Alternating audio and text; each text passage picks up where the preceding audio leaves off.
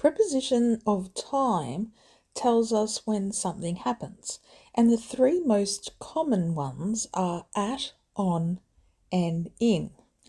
At is used for specific times and holidays.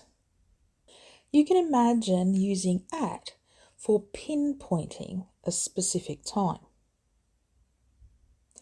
I will meet you at 5 p.m. 5 p.m. is a specific time. He will be arriving at midnight. Again, midnight is a specific time.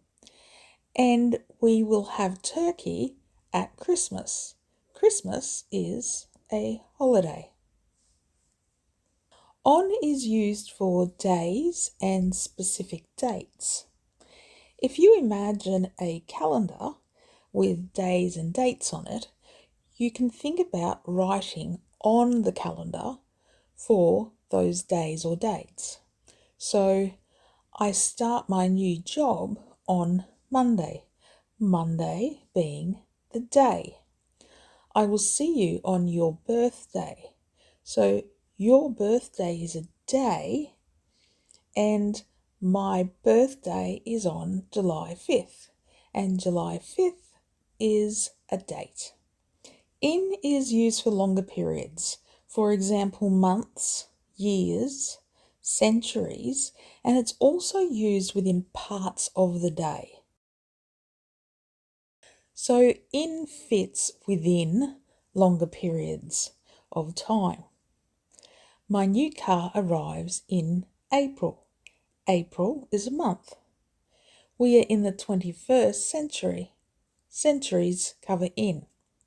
In a few years, I will be graduating. Years, in. So if we have a look at the quick test, which is correct? I was born at, on, or in 1995. 1995 is a year. So it's going to be in 1995. We are meeting at, on, or in Saturday. So Saturday is a day, so we'll be meeting on Saturday. And she always drinks tea at, on, or in the evening. She always drinks tea in the evening. So I'm sure you're going to ask, are there exceptions to the rules? Well, yes, there are, because this is English and there's always exceptions to the rules in English. So let's have a look. The exception here is at night, not in the night. Remember we talked about part of the day, in using part of the day.